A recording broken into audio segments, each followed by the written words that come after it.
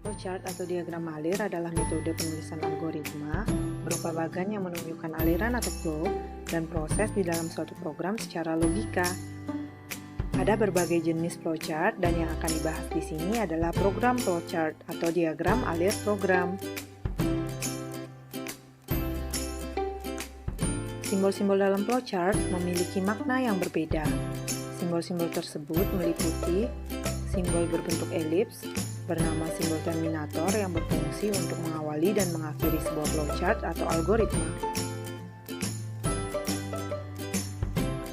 Simbol berbentuk segi enam, bernama simbol preparation yang berfungsi untuk menunjukkan proses inisialisasi variabel atau pemberian nilai awal kepada sebuah variabel.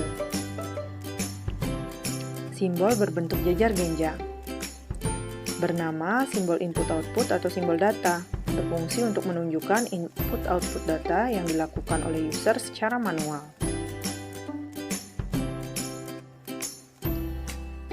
Simbol berbentuk persegi panjang, bernama simbol proses, berfungsi untuk menunjukkan proses yang dilakukan oleh mesin komputer.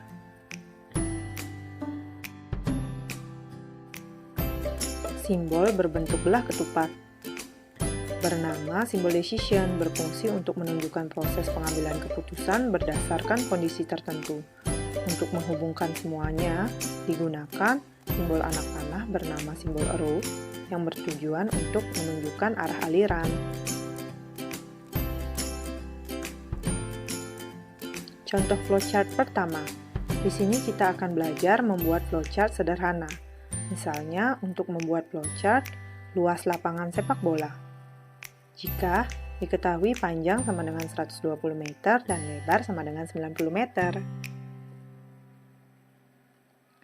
Nah, flowchartnya adalah pertama dengan membuat simbol terminator bertuliskan start terlebih dahulu karena setiap flowchart diawali dengan simbol ini.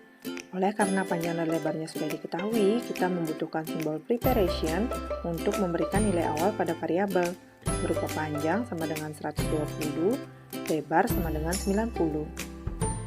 Berikutnya, kita akan menghitung luas lapangan sepak bola dengan menggunakan simbol proses lengkap dengan rumusnya berupa luas sama dengan panjang kali lebar. Untuk menampilkan hasilnya di layar monitor, kita membutuhkan simbol output bertuliskan right luas dan flowchart diakhiri dengan simbol terminator bertuliskan N. Untuk menghubungkan semua simbol ini digunakan simbol arrow yang berbentuk anak panah dan menunjukkan arah aliran. Dengan demikian, flowchart untuk menghitung luas lapangan sepak bola pun selesai. Contoh flowchart kedua. Bagaimana jika kita ingin menghitung luas lapangan basket, atau luas lapangan tenis, atau bahkan luas kolam renang yang sama-sama memiliki bentuk persegi panjang seperti lapangan sepak bola, tetapi tentu saja panjang dan lebarnya berbeda? Nah, disinilah diperlukan simbol input. Kita bisa menggunakan flowchart yang tadi dengan menggunakan simbol input untuk mengganti simbol preparation. Bertuliskan read panjang, lebar, sehingga dengan ini user dapat menginputkan nilai panjang dan lebar yang berbeda secara manual. Contoh flowchart ketiga. Pada contoh flowchart ini, kita akan menggunakan simbol decision, misalnya untuk membuat flowchart berdasarkan logika lampu lalu lintas. Flowchartnya akan menjadi seperti ini. Seperti biasa, sebuah flowchart selalu diawali dengan simbol terminator start. Kemudian kita membutuhkan simbol input untuk membaca warna lampu dari user. Selanjutnya, kita membutuhkan simbol decision untuk mengecek apakah warna lampunya sama dengan merah. Jika ya, ikuti anak panah true, sehingga diperoleh keterangan sama dengan berhenti. Jika tidak, ikuti anak panah false.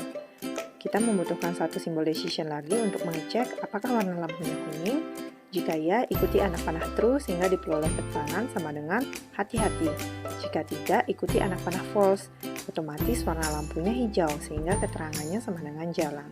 Untuk menampilkan hasil keterangan ini di layar monitor, kita membutuhkan simbol output bertuliskan write keterangan.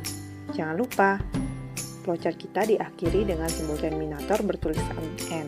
Dengan demikian, flowchart berdasarkan logika lampu lalu lintas pun selesai. Kelebihan dan kekurangan penulisan algoritma dengan flowchart. Kelebihannya antara lain adalah mudah dibaca dan dipahami karena adanya standarisasi penulisan dan simbol. Kemudian, cocok untuk algoritma tak kompleks atau yang memiliki tingkat kerumitan rendah, serta cukup rinci dengan pemodelan secara visual. Sedangkan kekurangannya adalah tidak cocok untuk algoritma yang kompleks atau memiliki tingkat kerumitan tinggi. Kemudian, cukup sulit untuk diterjemahkan ke kode program yang sebenarnya. Dan proses yang digambarkan kurang detail karena kurangnya ruang untuk penulisan flowchart. Silahkan perhatikan flowchart ini. Jika Anda belum paham, silahkan klik replay. Namun, jika Anda sudah paham dengan materi flowchart, maka slide ini akan berakhir dalam 3, 2, 1. Saya ucapkan sekian dan terima kasih. Semoga bahan ajar digital ini bermanfaat.